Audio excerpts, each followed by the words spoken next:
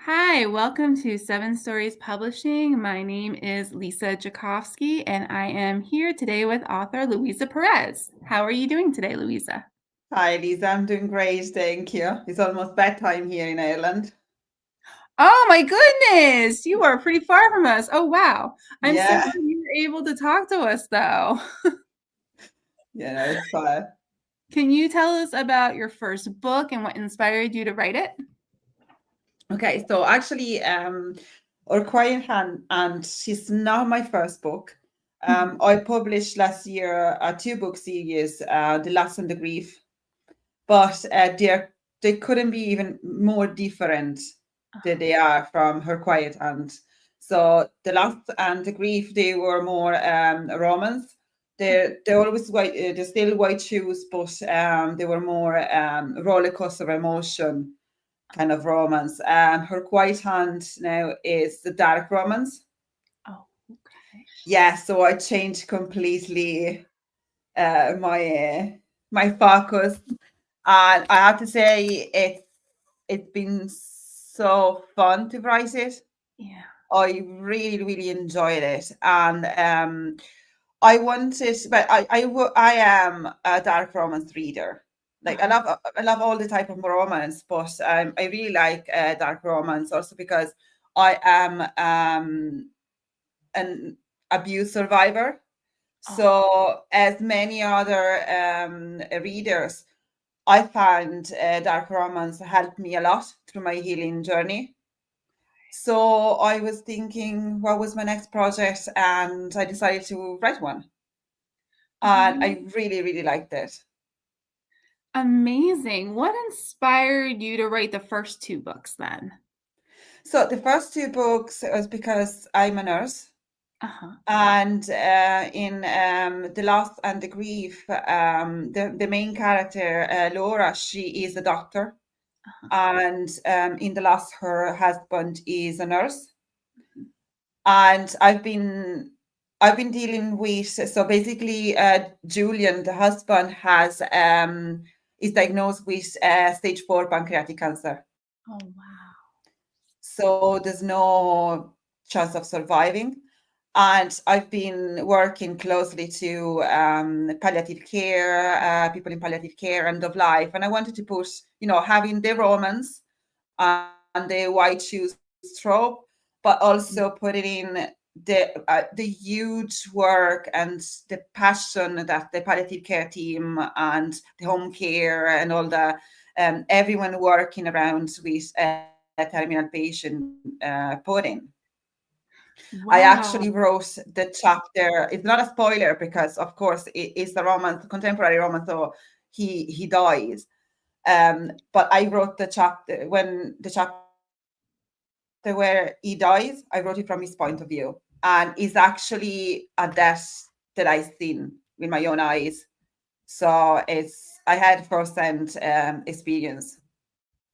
So you really But wrote from your experience and inspired you to write. yes, And yeah, you wrote a that chapter her that was, quiet. go for it. That was for the first two books. Her Quiet Hand is not really my experience because I don't go around killing people. But like in Her Quiet Hand, I post my own personal experience as a sexual abuse. There is a mention of a sexual abuse about her sister, and the fact that she kills only abuser. Oh, So wow. anyone, she's a emergency department doctor, and she kills anyone. If anyone comes in and she sees that they've been abused or the hint that she killed a person who abused them.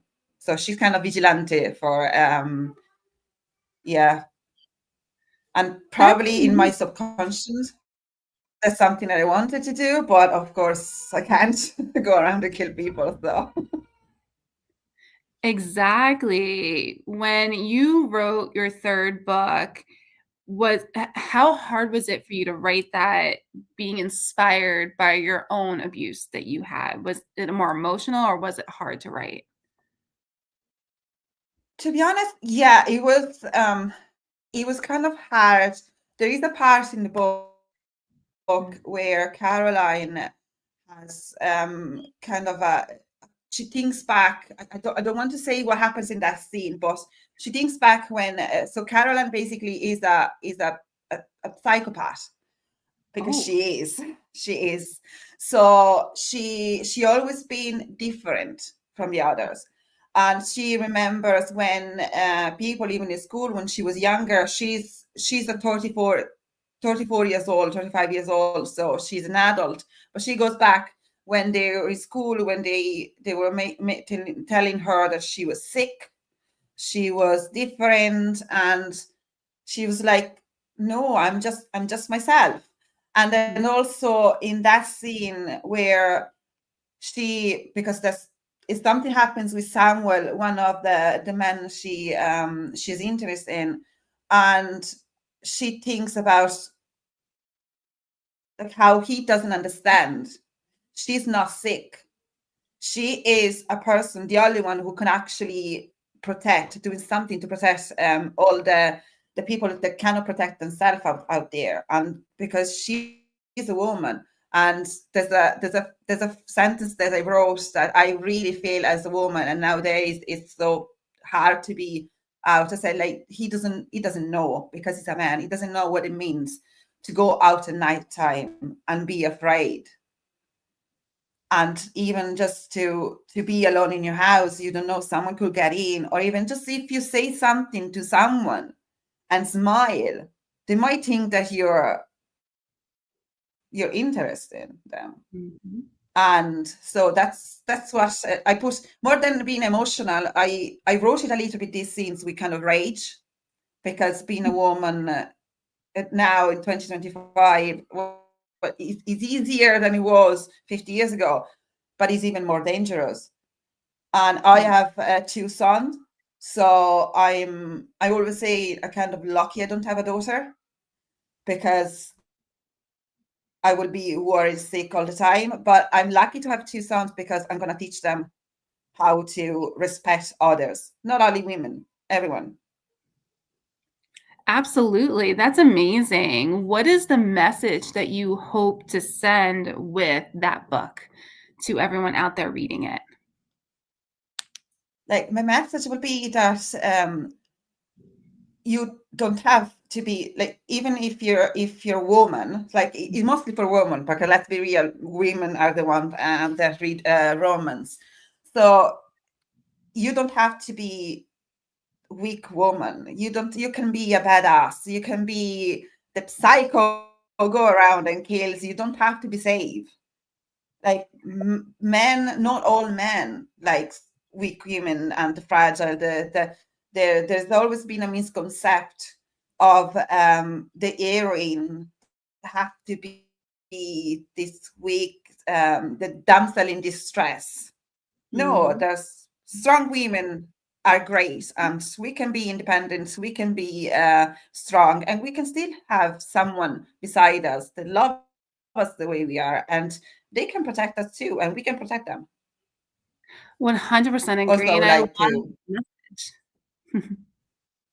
yeah, no, also I would like to cause a little bit of emotional distress, and this even just mental distress to the reader now with this book, because it's quite unhinged, to be honest.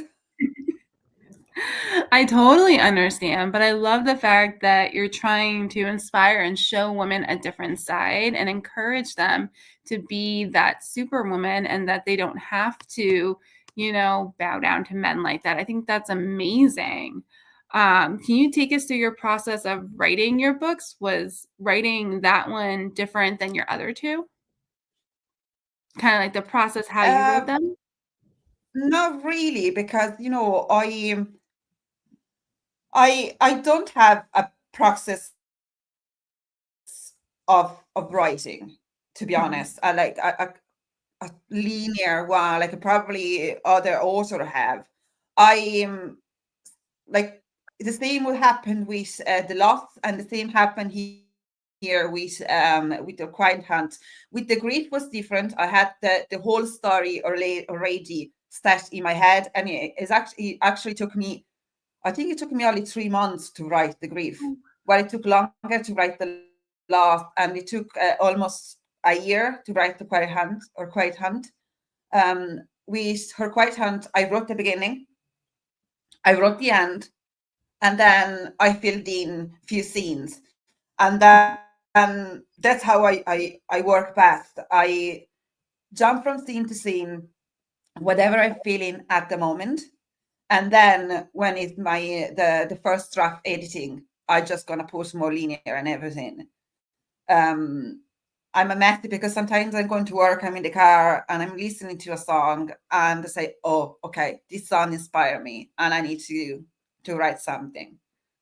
And that actually what happened with the scene I was talking about before, earlier. I was in the car going to work. I was listening to Duality by Slipknot, Uh-huh. and I said, no, this is going to be the theme song of that scene. And actually, in the scene, I mentioned that she's listening to that song. Wow, that's really cool. That's a blast from the past too. That's amazing. Yeah, I'm 38 years old, but I'm still listening to the same songs that I was listening when I was 14. I don't blame you, to be honest, and it really helps with inspiration too. Yeah, yeah. What made you decide to want to become an author and a writer? I I always been a bookworm since I was a child. I would rather I remember there was a time when I was in primary school that Uh-huh. my teacher actually called in my mom and told her that she was thinking that I was kind of a sociopath or something like this because I didn't like to go out. Yeah, yeah, that's why I love Caroline, my female character, because um I didn't like in recess, I didn't like to go out and play with the other kids. I will stay inside the class, or even if I was outside, I will stay back and read or look at books when I was still able to read. And well, at the end, I'm not a sociopath. I just Yeah. went to my mom actually brought me to a child psychologist, and she said just I had a huge imagination because I told Yeah. her that I thought that their games were boring. So I'm always been into reading. I my first love is actually fantasy. Uh-huh. So I started with the usual Tolkien, David Eddings, Marion Zimmer Bradley, and Rice, and then I moved to romance. But I remember always since I was a child to write in my little notebook a few stories, but I never had actually the courage and the time to sit down and actually write a book. Not that I have now time because I have a full-time job, I have a family, I have two small kids. But last year I said, okay, I'm at that point in my life that I might be able to do something. And that's where I started. That's amazing. That's incredible. How do you balance full-time work, family, and being an author? I don't sleep enough. I live on caffeine and I go to bed late. I wake up early. Every single spare time I have, I write. That's why. But also, it depends also my mood because I have a management job at now, so it's very very busy, and I'm always constantly with people in need of my attention, and I'm constantly on the laptop. And when I come home, I have a 7 years old and a 4 years old, and they always need my attention. So that's why it took me so long. It took me, I think, a year, yeah, a year to write her Quiet Hand, because it was supposed to be released last Halloween. But Oh, I had to set back and say no because I was in the right state of mind. I was too busy in work. I was thinking too much about work, and I wanted to be, well, not perfect because it's not perfect, but I wanted to be right. And then in I think it was 2019, so around February, I sat down, I opened my laptop, and I was like, yeah, now I can finish it. And I did. That's amazing, and that's inspiring too, because the older we get, the busier we get, but you never let your dream go. You wanted to continue and keep going. That's amazing. Your first two books, are they standalone books? Or are they part of a series? They are a part of a series. Yeah, it's a 2-book series. So the first one is set here in Ireland, in the southeast, in a city close to where I live. It's called Waterford.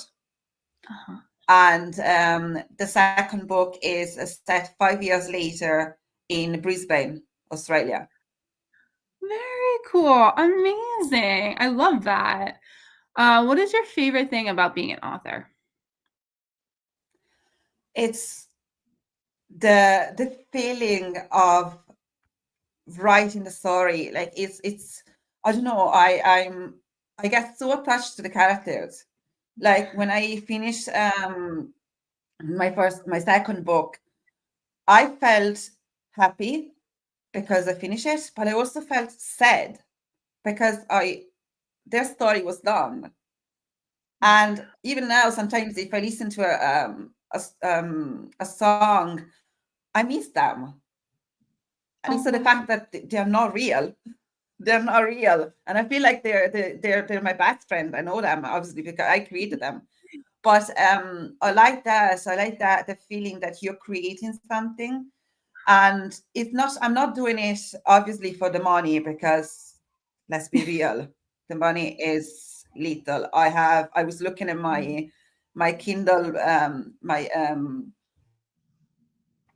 my Amazon page, the dashboard, the author dashboard, and I had 1,500 pages read and 2 orders from Kindle, because at the moment only the ebook is out. The paperback is coming out tomorrow, and the amount of money that I have now is €9.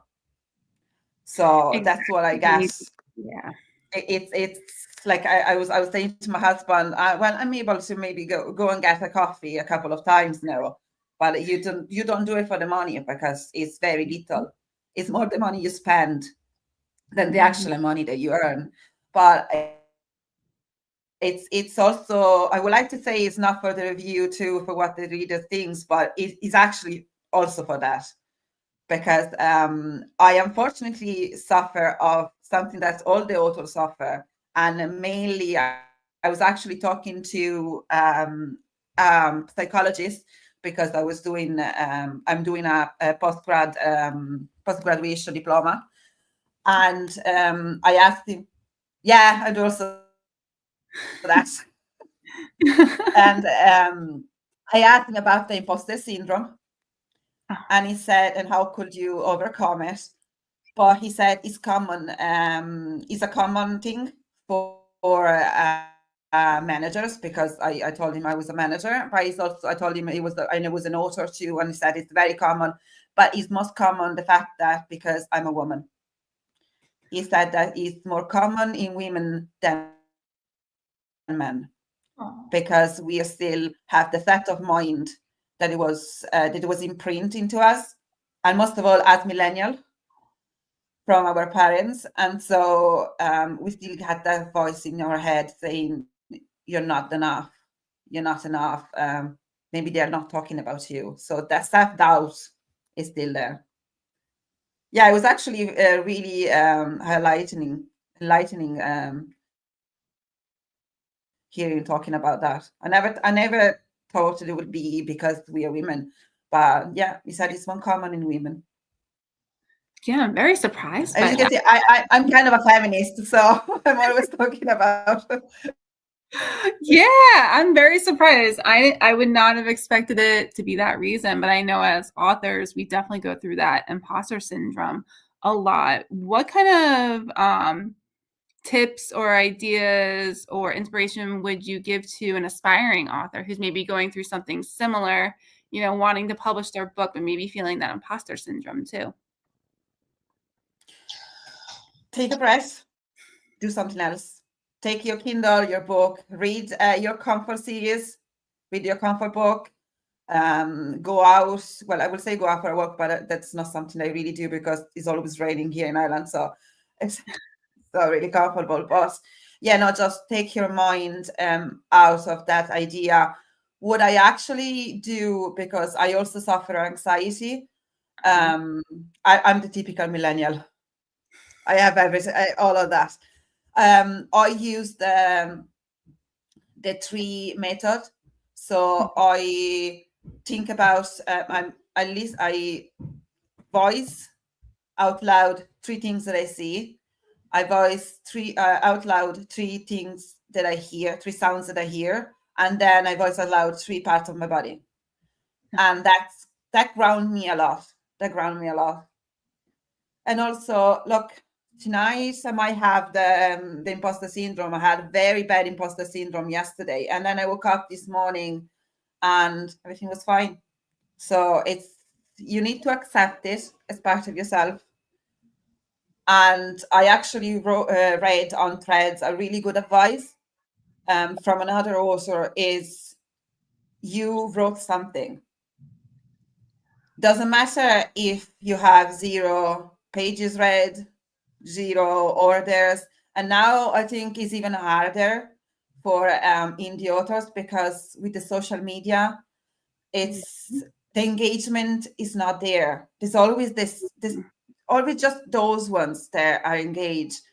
And let's be real, like TikTok is great, but the 200 views page jail, they say. So if you want more than 200 views, you have to pay.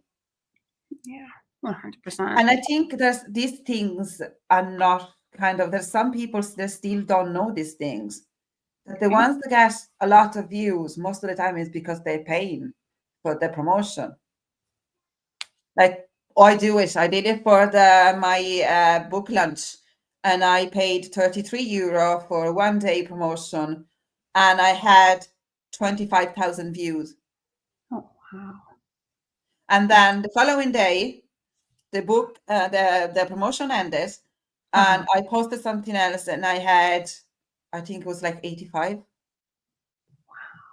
Yeah, but see, if you don't know these things, Exactly. that feeds the imposter syndrome. And I think one platform that's really great for us also now is Threads. Yes. Threads is just the amount of the friends they found, the support with other author is amazing. Is amazing. Even if you don't see any an engagement, a huge engagement in your post, there's always going to someone that puts a like or tell you something. So, and there's a lot of author saying the same thing, that marketing is hard, that's the imposter syndrome, why I can't get more readers, why I had this bad review. And we're all in the same boat. I agree. I absolutely agree. I saw yesterday a post that talked about how many times Stephen King's Carrie got rejected, how many times J.K. Rowling got rejected before they hit it big. So I think that's amazing advice. And I agree with you on Threads. Threads has been like game changing, Yeah. and so many people want to be influencers or think Oh, that's the way to go, to go viral, to get their books out there. But that's really not what it is. It's hard work and putting in the effort and getting it out there. To me, that's like the hardest part of being an author is the marketing. oh, I'm not able. I'm not able. My posts are horrible. I have no, like, I can write a whole book, but for the love of God, I cannot write a single post. I cannot get an idea to how to write a post. Me too. Like it's awful. It's awful. Right. You can be so creative for a book, but writing posts, a lot of the times I'll put information in the chat GPT and have it write the post for me because it's like, I have no idea how to do that. None. We're not trained on how to do that. And at the same time, you talk about being a full-time job. You're also a mom and have family. And it's like, when do we have the time to even do this? When the kids are in bed. Exactly. But it's supposed to be sleeping. Like last night, my husband was working, and by the time my 4 years old, unfortunately, he slept 2 hours in preschool, Uh-huh. and that was the end of it because he usually is in bed by 8:30. But last night it was 10 o'clock. He was still awake. Oh my So by the goodness. time, yeah, by the time the other one went to bed, it was half eight, and sorry, half 10. And by the time I was free to be alone, it was 11. And I went to bed at 1 o'clock because I was there scrolling on threads, and then I was trying to think. I was constantly deleting and rewrite it and deleting and write it and delete it. And it was just, and then my grammar goes absolutely wrong when I'm tired because Oh. I try to put the right grammar, but then again, and then I'm afraid that if I use the Oxford comma now, they're gonna think that I use the AI when I'm actually sorry, guys. I'm not English is not my first language, Yeah. so I'm trying to write it in the right way. I'm gonna use the N dashes, the M dashes, and the Oxford comma. Well, that's another thing that feeds now that you're scared when you publish a book. Now you're scared that someone is going to say that you didn't write it yourself. You use AI. That is another thing that's really hard for us is the addition of AI and people just pushing out books. But your book is coming out tomorrow, which is super exciting. Can you tell us? We have about 3 minutes left. Can you tell us where we can find it, where we can find you, and how we can order the book? This is super exciting. Number Okay. 3. So the ebook is available on Kindle Unlimited already. It came out on Thursday, and the paperback is coming out tomorrow, and it will be available on Amazon. Mhm. But I like Amazon because I can get my author copies, so I don't have to spend money in printing. But actually, if you go on my Instagram profile, is Lou Perez author. There is the link tree, and there is the link to my website, and it can be both. There is even a lower price, and I can, even though I live in Ireland, I don't mind to post the book all over the world. I don't care.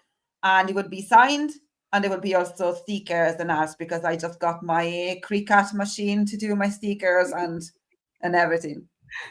I love it. And I love that. That is so amazing. Oh my goodness. I am so excited. How excited are you for the paperback to come out tomorrow? I am excited. Yeah, I'm still I panic a little bit because I'm thinking, oh, no one is going to buy it. No one is going to buy it. But I definitely see. I actually can give you a preview.